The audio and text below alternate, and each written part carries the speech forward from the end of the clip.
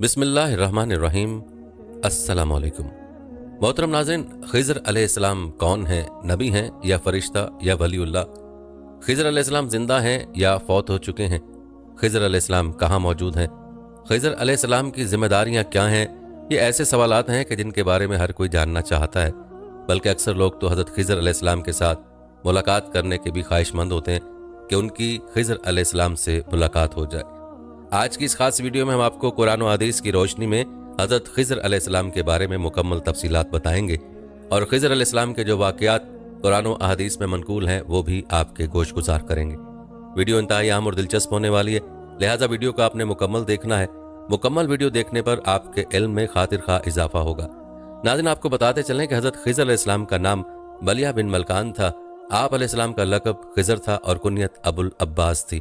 आप अलैहिस्सलाम हज़रत नूह अलैहिस्सलाम की औलाद में से थे और आप अलैहिस्सलाम के आबाओ अजदाद उस कश्ती में भी सवार थे जो तूफ़ान नूह में बचकर लोगों को महफूज करती गई, जो कायनात अर्ज़ी पर आइंदा नस्ल इंसानी के आबाओ अजदाद बने।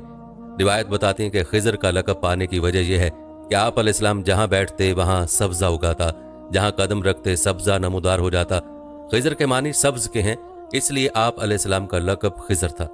नाज़रीन, कहते हैं हज़रत खिज़र अलैहिस्सलाम की तारीख़ पैदाइश का तो किसी को इल्म नहीं, मगर आप अलैहिस्सलाम के ज़िंदा होने और ता क़यामत ज़िंदा होने के आसार बखूबी मिलते हैं। नाज़रीन, हज़रत खिज़र अलैहिस्सलाम कौन थे और रजाल गैब से हज़रत खिज़र अलैहिस्सलाम की निस्बत क्या थी, इस बारे में बहुत सी राय पाई जाती हैं। बाज़ उलमा हज़रात खिज़र अलैहिस्सलाम को नबी, कुछ वली और कोई फ़रिश्ता मानते हैं। तो आइए सबसे पहले हम उनको तीन तरह से देख लेते हैं कि हज़रत खिज़र अलैहिस्सलाम कौन थे। नाज़रीन, नबी होने के मुतल्लिक़ अहले लुगत के तीन कौल हैं, नबुन, नबुवा, नबावा। पहले कौल के मुताबिक नबी वो है जो अल्लाह ताला की तरफ से खबर देने वाला हो। अगर उसका माखज़ नबुवत या नबावा हो तो इसके मानी बुलंद और ऊंची चीज़ के हो जाते हैं, क्योंकि नबी दूसरों से हर लिहाज से इल्म मकाम अरफा व आला होता है, इसलिए उसे नबी कहते हैं। अल्लामा इस्फ़हानी की राय के मुताबिक नबा हर खबर को नहीं कहते, बल्कि नबा वो खबर है जो फ़ायदा मंद हो और अहम और अजीज़ हो। फरिश्ते नूरानी मखलूक हैं, ये इंसान और जन्नात से भी बहुत पहले से मौजूद हैं। उनका काम सिर्फ अल्लाह की इबादत करना और अल्लाह के अहकामात मानना है और दुनिया के तकवीनी अमूर अंजाम देना भी उनके कामों में शुमार होते हैं। हज़रत आदम अलैहिस्सलाम को अल्लाह ने अस्मा का इल्म सिखाया तो फरिश्तों को उन्हें सजदा करने का हुक्म दिया। नाज़रीन, ये सजदा उस बात की अलामत था कि हज़रत आदम अलैहिस्सलाम इल्म की बिना पर फरिश्तों से अफजल हैं। हज़रत आदम अलैहिस्सलाम के पास फरिश्तों से ज़्यादा इल्म था। अगर हज़रत खिज़र अलैहिस्सलाम फरिश्ते थे तो तब भी वो वहीं मौजूद होंगे, उन्होंने भी हज़रत आदम अलैहिस्सलाम को सजदा किया होगा। हालांकि सजदे का मतलब ही इंसान की इल्म पर बरतरी कबूल करना और इंसान की खिदमत करना था। वहाबी मंबा ने रसूल करीम सल्लल्लाहु अलैहि वसल्लम से नकल फरमाया कि जब हज़रत मूसा अलैहिस्सलाम ने ख्याल किया वह अहले ज़मीन में सबसे बड़े आलिम हैं, तो उस वक्त अल्लाह ने जिस शख्स की तलाश में भेजा वो हज़रत खिज़र अलैहिस्सलाम थे, जो हज़रत मूसा अलैहिस्सलाम से भी बड़े आलिम थे, ताकि वो उनसे इल्म सीखें। जब फरिश्तों से ज़्यादा इल्म अल्लाह ने इंसान को दिया और फरिश्तों ने इस बात को मानते हुए इंसान को सजदा किया, तो फिर ये कैसे मान लिया जाए कि एक नबी जो कलीमुल्लाह है वो एक फ़रिश्ते से इल्म सीखने जाए, क्योंकि वो एक नबी से भी बड़े आलिम थे। हालांकि वो फरिश्ते हज़रत आदम अलैहिस्सलाम को सजदे की सूरत में अपनी कम इल्मी का इकरार कर चुके थे, लिहाजा हज़रत खिज़र अलैहिस्सलाम फरिश्ते बिल्कुल नहीं थे। नाज़रीन, कुछ लोग हज़रत खिज़र अलैहिस्सलाम को वलीउल्लाह कहते हैं। वली अल्लाह ताला के नेक बंदे और दोस्त होते हैं। ये वो बोरिया नशी इंसान होते हैं जिनकी सारी ज़िंदगी इबादत में गुजरती है और वो अपने नफ्स पर पूरा इख्तियार रखते हैं। अपनी इबादत और मुजाहिदात से वो आला मकाम हासिल कर लेते हैं जो बहुत कम लोगों को मिलता है। उनकी रूहानी परवास काबा शरीफ और रोज़ा रसूल सल्लल्लाहु अलैहि वसल्लम से लेकर सिदरतुल मुंतहा तक होती है। उन्हीं औलिया अल्लाह के बारे में कुरान पाक में अल्लाह ताला ने फरमाया कि वो मर्दान हक जिन्हें तिजारत और ख़रीद फ़रोख्त याद खुदाबंदी से गाफिल नहीं करती। नाज़रीन, आपको बताते चलें कि हज़रत सैयदना मूसा कलीमुल्लाह अल्लाह अज़्ज़ व जल के जलीलुल क़द्र नबी और रसूल थे। अल्लाह अज़्ज़ व जल ने हज़रत मूसा अलैहिस्सलाम को अपने साथ हम कलामी का शर्फ बख्शा था, इसी वजह से उन्हें कलीमुल्लाह का लक़ब मिला, यानी जो अल्लाह अज़्ज़ व जल से कलाम करता हो। जिस तरह आप और मैं मोबाइल फ़ोन से किसी का भी नंबर डायल करके उससे बात कर सकते हैं, इसी तरह सैयदना मूसा अलैहिस्सलाम हज़ारों साल पहले जबल तूर पर चढ़कर अल्लाह अज़्ज़ व जल से हम कलाम हुआ करते थे। सुभान अल्लाह। नाज़रीन, जब अल्लाह के आशिकों के दिल में अल्लाह अज़्ज़ व जल से शदीद मोहब्बत पैदा होने लगती है तो उशाक चाहते हैं कि अपने महबूब को अपनी आंखों से देखें, अपने रब से बातें करें। सैयदना मूसा अलैहिस्सलाम भी अल्लाह अज़्ज़ व जल से शदीद मोहब्बत करते थे। उसी मोहब्बत की शिद्दत की वजह से अल्लाह अज़्ज़ व जल से दरख्वास्त करते थे कि अल्लाह मुझे अपना दीदार करवा। अल्लाह अज़्ज़ व जल फरमाते हैं, मूसा तुम बर्दाश्त नहीं कर पाओगे, जैसा कि सूरह अल आराफ में इरशाद है। और जब मूसा अलैहिस्सलाम हमारे मुकर्रर करदा वक्त पर हाजिर हुआ और उसके रब ने उससे कलाम फरमाया तो कलाम रब्बानी की लज्जत पाकर दीदार का आरजूमंद हुआ और अर्ज करने लगा, ए रब मुझे अपना जलवा दिखा कि मैं तेरा दीदार कर लूं। इरशाद हुआ, तुम मुझे बराह रास्त हरगिज न देख सकोगे मगर पहाड़ की तरफ निगाह करो, बस अगर वो अपनी जगह ठहरा रहा तो अनकरीब तुम मेरा जलवा कर लोगे। फिर जब उसके रब ने पहाड़ पर अपने हुस्न का जलवा फरमाया तो शिद्दत अनवार से रेजा रेजा कर दिया और मूसा अलैहिस्सलाम बेहोश होकर गिर पड़ा। फिर जब उसे अफाका हुआ तो अर्ज किया, तेरी ज़ात पाक है, मैं तेरी बारगाह में तौबा करता हूँ और मैं सबसे पहला ईमान लाने वाला हूँ। फरमाया, ए मूसा मैंने तुझे लोगों से चुन लिया, अपनी रिसालतों और अपने कलाम से तुले जो मैंने तुझे अता फरमाया और शुक्र वालों में हो जा। नाज़रीन, यूँ जब भी मूसा अलैहिस्सलाम को अल्लाह अज़्ज़ व जल से बात करना होती, आप जबल तूर पर चढ़ जाते और वहाँ खूब बातें करते। एक दिन इसी तरह बातें करते करते सैयदना मूसा अलैहिस्सलाम ने फरमाया, ए अल्लाह इस दुनिया में मुझसे ज़्यादा इल्म वाला शायद ही कोई तेरा बंदा हो। अल्लाह अज़्ज़ व जल ने फरमाया, ए मूसा खिज़र तुमसे भी ज़्यादा इल्म वाले हैं। आप अलैहिस्सलाम ने फरमाया, अल्लाह मैं उससे कहाँ मिल सकता हूँ? फरमाया, बैन सदैन यानी दो दरियाओं के मिलने की जगह पर वो तुम्हें मिलेगा। मूसा अलैहिस्सलाम ने फरमाया, ए अल्लाह उस जगह की क्या निशानी होगी? फरमाया, अपने साथ एक मछली ले जाओ, जहाँ तुम्हारी मछली गायब हो जाए वही मकाम होगा जहाँ खिज़र तुम्हें मिलेगा। नाज़रीन, कुरान कहता है, फिर मूसा अलैहिस्सलाम ने अपने खादिम हज़रत यूशे बिन नून के साथ सफ़र शुरू किया और हज़रत यूशे से कहने लगे, मैं हमेशा चलता रहूँगा, कभी रुकूंगा नहीं यहाँ तक कि दो दरियाओं के मिलने की जगह पहुँच जाऊँ। याद रहे कि हज़रत यूशे बिन नून सैयदना मूसा अलैहिस्सलाम के सहाबी और उनकी वफ़ात के बाद उनके जानशीन मुकर्रर हुए थे। नाज़रीन, उन दोनों मौजिज़ साहिबान के चलने को कुरान यूँ बयान फरमाता है, जब मूसा ने अपने खादिम से कहा, मैं तो चलता ही रहूँगा यहाँ तक कि दो दरियाओं के मिलने की जगह पहुँच जाऊँ, खा मुझे साल हा साल चलना पड़े। सूरह कहफ में आता है। नाज़रीन, यहाँ लफ्ज़ हकब इस्तेमाल हुआ है जिसका एक मतलब 70 या 80 साल है और दूसरा मतलब गैर मुअय्यना मुद्दत है। यानी मूसा अलैहिस्सलाम ने कहा कि अगर मुझे 70 या 80 साल या गैर मुअय्यना मुद्दत तक ही क्यों न चलना पड़े, मैं चलता रहूँगा, रुकूंगा नहीं यहाँ तक कि उस जगह पहुँच जाऊँ जहाँ खिज़र से मुलाकात हो। नाज़रीन, मूसा अलैहिस्सलाम ये सफ़र महज इसलिए कर रहे थे ताकि हज़रत खिज़र अलैहिस्सलाम से इल्म हासिल कर सके। इससे ज़ाहिर होता है कि इल्म हासिल करने के लिए चाहे जितना दूर जाना पड़े जाना चाहिए, मगर इल्म ज़रूर हासिल करना चाहिए। ये भी याद रहे कि मूसा अलैहिस्सलाम को इस सफ़र की ज़रूरत इसलिए पेश आई क्योंकि उन्होंने एक साइल को कह दिया था कि मुझसे बड़ा कोई आलिम नहीं है। अल्लाह अज़्ज़ व जल को इल्म पर तकब्बुर वाला ये जुमला पसंद नहीं आया। जब मूसा अलैहिस्सलाम ने अल्लाह अज़्ज़ व जल से दरियाफ़्त किया कि अल्लाह क्या मुझसे बड़ा भी कोई आलिम इस दुनिया में मौजूद है, तो अल्लाह ने मूसा अलैहिस्सलाम को हज़रत खिज़र अलैहिस्सलाम का पता बताया। रिवायत बताते हैं कि हज़रत मूसा और यूशे बिन नून चलते रहे। जब दो दरियाओं के दरमियान पहुँचे तो वहाँ आराम के लिए रुक गए। जब वो आराम के लिए सो गए तो उनके थैले में मौजूद मुर्दा मछली को अल्लाह अज़्ज़ व जल ने ज़िंदा कर दिया और वो मछली सुरंग बनाकर अपना रास्ता खुद बनाती हुई दरिया में चली गई, जैसा कि कुरान पाक में आया है। फिर जब वो दोनों दरियाओं के मिलने की जगह पहुँचे, अपनी मछली भूल गए और उस मछली ने समुद्र में अपनी राह ली, सुरंग बनाई।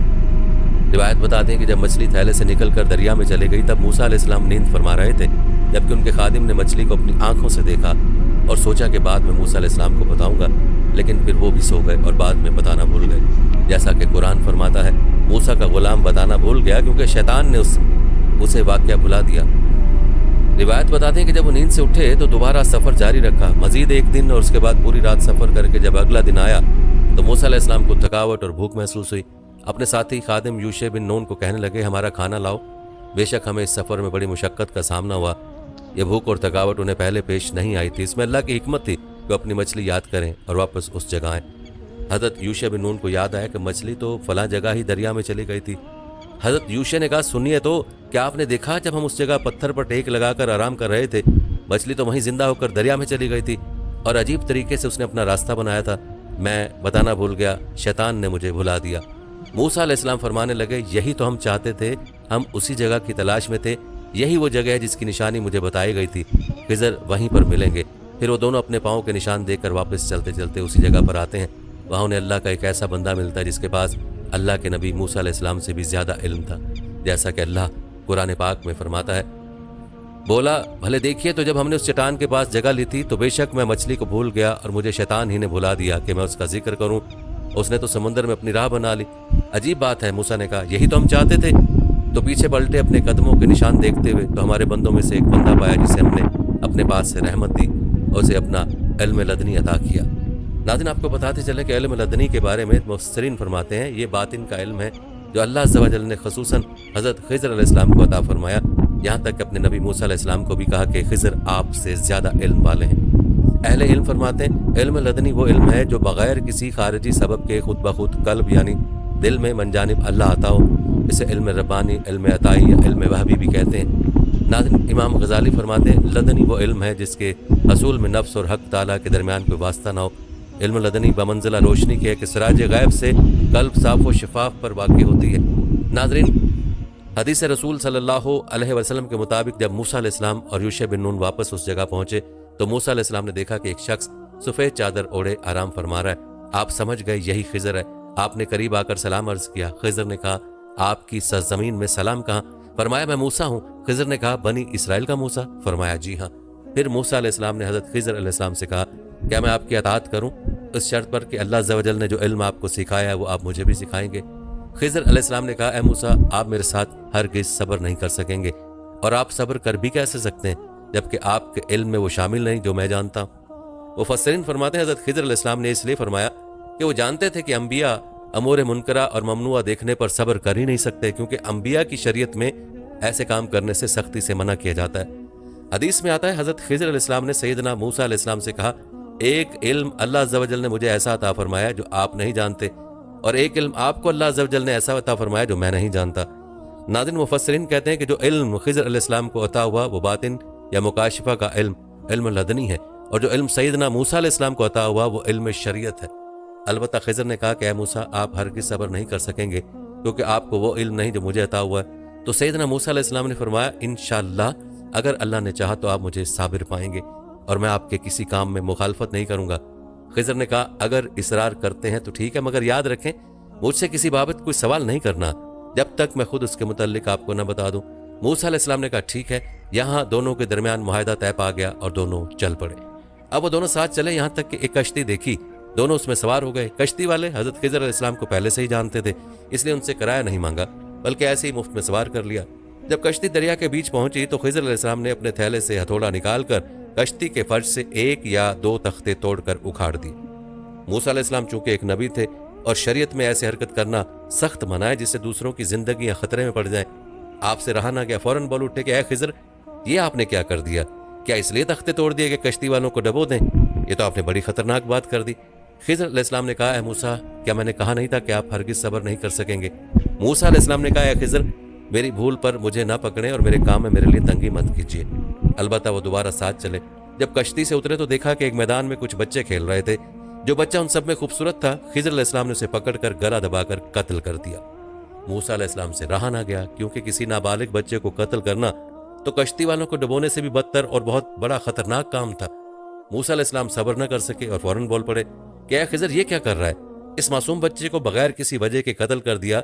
बेशक ये आपने इंतहाई बुरा काम किया है। खिज़र अलैहिस्सलाम बोले, ए मूसा, क्या मैंने कह नहीं दिया था कि आप मेरे साथ हरगिज़ सब्र नहीं कर सकेंगे? मूसा अलैहिस्सलाम ने कहा कि ए खिज़र, अगर अब की बार मैं किसी चीज़ के बारे में सवाल करूं तो बेशक आप मुझे अपने साथ ना रखें, बेशक आपकी तरफ से उज़्र पूरा हो चुका है। नाज़रीन, यकीनन आप भी सोच रहे होंगे कि खिज़र अलैहिस्सलाम ने एक मासूम नाबालिग बच्चे को क्यों कत्ल कर दिया। इसका जवाब खिज़र अलैहिस्सलाम की ज़ुबानी ही आगे आने वाला है, जो कुरान पाक में भी मौजूद है, लिहाजा वीडियो को स्किप मत कीजिएगा। अलबत्ता नाज़रीन, तीसरी मरतबा वो दोनों साथ चले, यहाँ तक कि एक गाँव में पहुंचे। गाँव वालों से खाना तलब किया, मगर उन्होंने उनकी मेहमानदारी से साफ साफ इनकार कर दिया। ज़रा गौर करें कि अल्लाह का नबी और अल्लाह का एक ख़ास बंदा गाँव वाले से खाना मांगते हैं, मगर वो गाँव वाले इतने कंजूस और बखील लोग होते हैं कि एक रोटी तक देने पर राजी नहीं होते। तफसीर में एक हज़रत इब्ने अब्बास ने फरमाया कि वो गाँव अंताकिया था। जब किसी ने भी मेहमानदारी से इनकार कर दिया तो वो चलते रहे। फिर दोनों ने गाँव में एक दीवार पाई जो गिरने ही वाली थी। खिज़र अलैहिस्सलाम ने उसे हाथ लगाकर इसमें आज़म पड़ा तो वो ठीक होकर सीधी हो गई। मूसा अलैहिस्सलाम, जो पहले ही गाँव वालों के रवैये से नाला थे कि उन्होंने मेहमान नवाजी तक नहीं की, फौरन बोल उठे कि ए खिज़र, आपने दीवार तो सीधी कर दी, अगर चाहते तो इसकी उजरत ले लेते ताकि हम खाना खा सकते। यहाँ खिज़र अलैहिस्सलाम ने कहा कि ए मूसा, ये तीसरी मरतबा है आप सब्र नहीं कर सके, इसलिए अब मेरे और आपके बीच में जुदाई हुई। लेकिन नाज़रीन, जुदाई का ऐलान करते ही हज़रत खिज़र अलैहिस्सलाम चले नहीं गए, बल्कि मूसा अलैहिस्सलाम को फरमाया कि मैं आपको इन तमाम बातों की तावील बता देता हूँ जिन पर आप सब्र न कर सके। पहली बात कि कश्ती क्यों तोड़ी। हज़रत खिज़र अलैहिस्सलाम कश्ती के मुतालिक बताने लगे कि वो कश्ती मसाकीन की थी जो दरिया में कश्ती चलाकर गुजर बसर करते थे। मुझे अपने इल्म लदनी से मालूम हुआ कि उनके पीछे एक जालिम बादशाह है जो हर साबित कश्ती को छीन लेता है, जबकि ऐब वाली कश्तियाँ छोड़ देता है। इसलिए मैंने सोचा कि इस कश्ती को ऐबदार कर दूँ। दूसरी बात कि बच्चे को क्यों कत्ल किया। बच्चे के कत्ल की तावील के तौर पर बताने लगे कि ए मूसा, वो बच्चा काफिर था जबकि उस बच्चे के वालिदैन ईमान वाले मोमिनीन थे। ہمیں خدشہ ہوا کہ بچہ بڑا ہو کر اپنے ماں باپ کو بھی کفر اور سرکشی پر نہ پھیر دے، اس لیے میں نے اسے اللہ کے حکم سے قتل کر دیا۔ ناظرین، مسلم شریف کی حدیث میں ہے کہ وہ بچہ پیدائشی کافر تھا۔ جب موسیٰ علیہ السلام نے خضر علیہ السلام کو کہا کہ آپ نے ایک پاک نفس کو بغیر کسی وجہ کے قتل کر دیا تو خضر کو یہ بات مشکل محسوس ہوئی۔ خضر نے بچے کی گردن توڑ کر گوشت الگ کر کے دیکھا تو وہاں بھی یہی لکھا تھا کہ کافر ہے، کبھی بھی اللہ پر ایمان نہیں لائے گا۔ حضرت خضر علیہ السلام نے کہا کہ میں نے اسے اس لیے قتل کیا کہ میں اس کے باطن کو دیکھ رہا تھا، وہ پیدائشی کافر تھا۔ ہمیں خدشہ ہوا کہ اپنے مومن ماں باپ کو بھی کفر اور سرکشی پر مجبور کر دے گا، اس لیے ہم نے چاہا کہ اللہ عز و جل اس کے ماں باپ کو اس سے زیادہ بہتر پاکیزگی والا اور اس سے بھی زیادہ محبت والا بچہ عطا فرمائے۔ ناظرین، مفسرین لکھتے ہیں کہ پھر اس کے والدین کو اللہ عز و جل نے ایک بیٹی عطا فرمائی جو ایک نبی کی بیوی بنی، اور اس سے ایک اور نبی پیدا ہوا جس کے ہاتھ پر اللہ عز و جل نے ایک امت کو ہدایت بخشی۔ ناظرین، تیسری بات کہ دیوار کیوں سیدھی کی؟ دیوار کے قصے کے متعلق خضر علیہ السلام بتانے لگے کہ وہ دیوار شہر کے 2 یتیم بچوں کی تھی۔ ان یتیم بچوں کا باپ بڑا نیک آدمی تھا، اس نے مرنے سے پہلے اپنے بچوں کے لیے اس دیوار کے نیچے خزانہ چھپایا تھا۔ اس دیوار کے نیچے ان یتیموں کا خزانہ تھا۔ تیرے رب کی چاہت یہ تھی کہ یتیم بچے بڑے ہو کر اپنا خزانہ اپنے رب کی مہربانی اور قدرت سے خود نکالیں۔ خضر علیہ السلام نے فرمایا یہ تھی ان واقعات کی اصل تعویل جس پر آپ صبر نہ کر سکے۔ ناظرین، مفسرین نے لکھا ہے کہ وہ دیوار اسرم اور سریم نام کے 2 یتیم بھائیوں کی تھی۔ ترمذی کی حدیث مبارکہ میں ہے کہ اس دیوار کے نیچے سونا اور چاندی دفن کیے ہوئے تھے۔ حضرت ابن عباس رضی اللہ تعالیٰ عنہ نے فرمایا کہ اس میں سونے کی ایک تختی تھی، اس تختی کے ایک طرف لکھا تھا کہ عجیب حال ہے اس کا جس کو موت کا یقین ہو اسے خوشی کیسے ہو، عجیب حال ہے اس کا جو قدرت اور قضا پر یقین رکھتا ہو اسے غصہ کیسے آئے، عجیب حال ہے اس کا جسے رزق کا یقین ہو تو وہ تکلیف میں کیسے پڑ سکتا ہے، عجیب حال ہے اس کا جسے دنیا میں زوال اور تبدیلی کا یقین ہو وہ مطمئن کیسے رہ سکتا ہے، عجیب حال ہے اس کا جسے حساب کا یقین ہو وہ غافل کیسے رہ سکتا ہے۔ اس کے ساتھ لکھا تھا لا الہ الا اللہ محمد الرسول اللہ، اور تختی کے دوسری طرف لکھا تھا میں اللہ ہوں، میرے سوا کوئی معبود نہیں، میں اکیلا ہوں، میرا کوئی شریک نہیں، میں نے اچھائی اور برائی پیدا کی، اس کے لیے خوشی جس کو میں نے اچھائی کے لیے پیدا کیا اور اس کے ہاتھ پر اچھائی جاری کی، اس کے لیے تباہی ہے جس کو برائی کے لیے پیدا کیا اور اس کے ہاتھ پر برائی جاری کی۔ فرماتے ہیں ان یتیموں کے والد بہت متقی پرہیزگار آدمی تھے جن کا نام کاشے تھا، اس متقی آدمی کی وجہ سے اللہ عز و جل نے ان کی اولاد کے خزانے کو محفوظ فرمایا۔ ناظرین، آپ کو بتاتے چلیں کہ بیان کیا گیا واقعہ قرآن پاک کی سورہ کہف کی آیت نمبر 60 سے شروع ہو کر 82 پر ختم ہوتا ہے۔ ارشاد باری تعالیٰ ہے بے شک ہم نے اس قرآن میں ہر طرح سے تمام کی تمام مثالیں لوگوں کے لیے بیان کر دی ہیں، لیکن انسان سب سے زیادہ جھگڑالو ہے۔ ناظرین، آپ کو بتاتے چلیں کہ ایک روایت کے مطابق حضرت خضر علیہ السلام شہزادے ہیں، حضرت ذوالقرنین ان کے خالہ زاد بھائی تھے، ذوالقرنین کی بادشاہی میں ان کے وزیر اور علم والے تھے، انہوں نے حضرت ذوالقرنین کے ساتھ ہی مشرق و مغرب کا سفر بھی کیا تھا، اور اسی سفر میں انہوں نے چشمہ حیات پیا اور اس سے غسل بھی کیا، اور چشمہ حیات پینے کی وجہ سے ان کی زندگی لمبی ہو گئی۔ کہتے ہیں ذوالقرنین نے یہ سفر اسی چشمہ حیات کو پانے کے لیے کیا تھا، لیکن وہ تو نہیں پا سکے، البتہ ان کے ساتھ آنے والے خضر اس چشمے تک پہنچ گئے۔ یاد رہے کہ واقعہ ذوالقرنین بھی سورہ کہف کی آخری 2 رکوع میں تفصیل سے موجود ہے۔ اللہ فرماتا ہے ہم نے اس خضر کو اپنے پاس سے خاص رحمت عطا فرمائی۔ مفسرین کہتے ہیں خاص رحمت سے مراد نبوت ہے یا پھر علم لدنی یا ولایت یا لمبی عمر۔ ناظرین، روایت میں آتا ہے کہ حضرت خضر علیہ السلام حضرت ذوالقرنین کے وزیر اور جنگلوں میں علمبردار رہے ہیں، یہ حضرت سام بن نوح علیہ السلام کی اولاد میں سے ہیں۔ تفسیر ساوی میں ایک حضرت ذوالقرنین حضرت ابراہیم خلیل اللہ علیہ السلام کے دست حق پرست پر اسلام قبول کر کے مدتوں ان کی صحبت میں رہے، اور حضرت ابراہیم خلیل اللہ علیہ السلام نے ان کو کچھ وصیتیں بھی فرمائی تھیں۔ اس سے یہ معلوم ہوا کہ حضرت خضر علیہ السلام کا دور حضرت ابراہیم علیہ السلام کے دور کے فوری بعد کا ہے۔ ناظرین، جہاں تک سوال ہے کہ کیا حضرت خضر علیہ السلام زندہ ہیں تو اس میں کچھ علماء نے اختلاف کیا ہے، لیکن جمہور علماء یعنی کثیر علماء کی یہی رائے ہے کہ وہ زندہ ہیں، بلکہ ان کے ملاقات حضرت موسیٰ علیہ السلام سے بھی ثابت ہے، حالانکہ آپ کا دور حضرت موسیٰ علیہ السلام سے کئی 100 برس پہلے حضرت ابراہیم علیہ السلام کے دور کے فوری بعد کا ہے۔ تفسیر روح البیان میں ہے کہ حضرت یوسف علیہ السلام جو کہ حضرت ابراہیم علیہ السلام کے پڑپوتے ہیں، ان کے درمیان اور حضرت موسیٰ علیہ السلام کے درمیان 400 سال کا فرق ہے، تو اس لحاظ سے حضرت موسیٰ علیہ السلام حضرت خضر علیہ السلام سے تقریباً 600 سال بعد پیدا ہوئے ہوں گے۔ اسی طرح امام بدر الدین عینی صاحب شرح بخاری نے ان کے متعلق لکھا ہے کہ جمہور کا مذہب یہ ہے اور صحیح بھی یہ ہے کہ وہ نبی تھے اور زندہ ہیں۔ ناظرین، بعض روایت بتا دی ہیں کہ خدمت بحر یعنی سمندر میں لوگوں کی رہنمائی کرنا انہی سے متعلق یعنی انہی کے سپرد ہے، اور الیاس علیہ السلام بر یعنی خشکی میں ہے۔ اسی طرح تفسیر خازن میں ہے کہ اکثر علماء اس پر ہیں اور مشائخ صوفیہ اصحاب عرفان کا اس پر اتفاق ہے کہ حضرت خضر علیہ السلام زندہ ہیں، شیخ ابو عمرو بن صلاح نے اپنے فتاوی میں فرمایا کہ حضرت خضر جمہور علماء و صالحین کے نزدیک زندہ ہیں، اور یہ بھی کہا گیا ہے کہ حضرت خضر و الیاس دونوں زندہ ہیں اور ہر سال زمانہ حج میں ملتے ہیں۔ یہ بھی اسی میں منقول ہے کہ حضرت خضر نے چشمہ حیات میں غسل فرمایا اور اس کا پانی پیا۔ اسی طرح تفسیر ساوی میں ہے کہ حضرت خضر علیہ السلام حضور خاتم النبیین صلی اللہ علیہ وسلم کی زیارت سے بھی مشرف ہوئے، اس لیے یہ صحابی بھی ہیں۔ اسی طرح حضرت عمر بن عبدالعزیز رضی اللہ تعالیٰ عنہ سے بھی ان کی ملاقات ثابت ہے، اور حضرت خضر علیہ السلام نے ان کو نصیحت بھی فرمائی تھی کہ اے عمر رضی اللہ تعالیٰ عنہ، اس بات سے بچنا کہ تو ظاہر میں تو خدا کا دوست ہو اور باطن میں اس کا دشمن، کیونکہ جس کا ظاہر اور باطن مساوی نہ ہو تو منافق ہوتا ہے، اور منافقوں کا مقام دور کے اسفل ہے۔ یہ سن کر عمر بن عبدالعزیز رضی اللہ تعالیٰ عنہ یہاں تک روئے کہ آپ کی داڑھی مبارک تر ہو گئی۔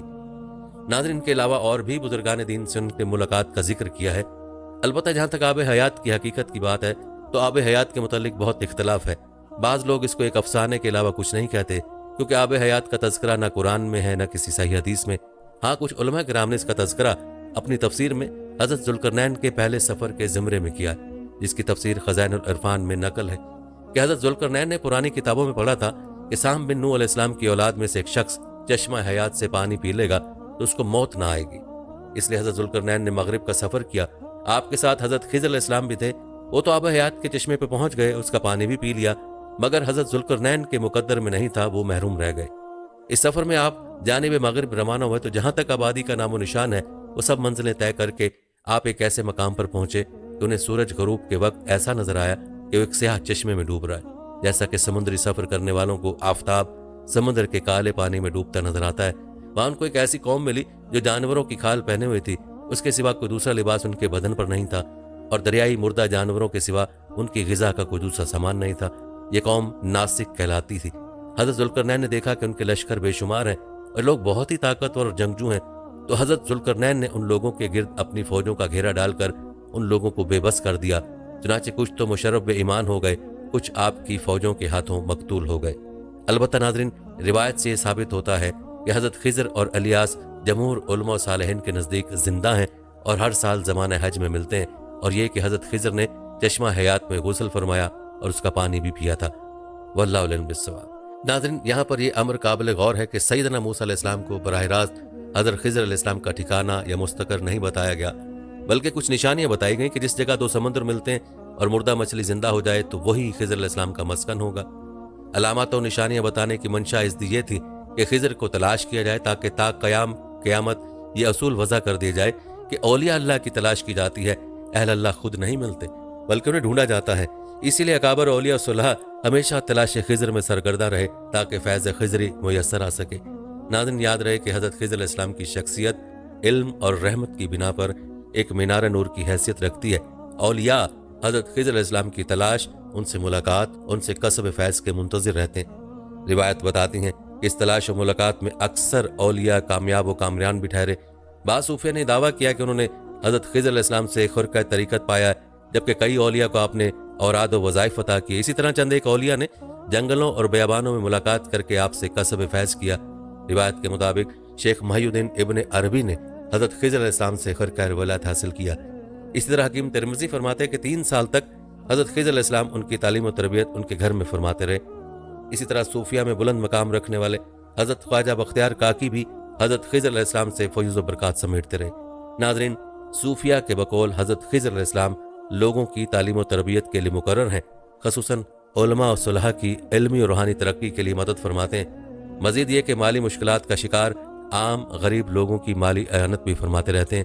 یاد رہے کہ حضور غوث العظم سیدنا شیخ عبد القادر جیلانی امت محمدی صلی اللہ علیہ وآلہ وسلم میں اولیاء و صلحاء کے سرخیل مانے جاتے ہیں۔ روایت کے مطابق آپ کی بھی حضرت خضر علیہ السلام سے ملاقات ہوئی اور آپ نے بھی ان سے کسب فیض کیا۔ حضرت سیدنا غوث العظم رضی اللہ تعالیٰ عنہ فرماتے ہیں کہ عراق میں دخول کے ابتدائی زمانے میں حضرت خضر علیہ السلام نے میرے ساتھ مرافقت اختیار کی اور شرط یہ رکھی کہ میں ان کے کسی امر میں مخالفت نہیں کروں گا۔ پھر مجھے انہوں نے فرمایا کہ اس جگہ پر بیٹھ جا۔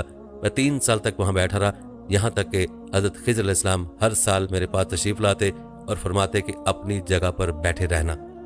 بس اس استقامت اور حکم کی بجا آوری کی وجہ سے فیض خضری کاملاً حضور غوث العظم میں منتقل ہوا، جس طرح حضرت موسیٰ علیہ السلام سے آپ علیہ السلام نے فرمایا تھا کہ آپ کو صبر کرنا ہوگا اور میری مخالفت نہیں کرنی، بائی نہیں امت محمدی صلی اللہ علیہ وسلم کے اولیاء کے سالار اعظم کو فیض تام دینے کے لیے شرط لگائی گئی اور پھر کامل فیض عطا کر دیا۔ ناظرین، یہ تھا تفصیلی تذکرہ حضرت خضر علیہ السلام کے حوالے سے۔ امید ہے کہ آپ کے علم میں خاطر خواہ اضافہ ہوگا۔ آپ کی اس حوالے سے کوئی رائے ہے تو کمنٹ میں ضرور بتائیے گا۔ اللہ تعالیٰ آپ کو اپنے زمان میں رکھے، آمین۔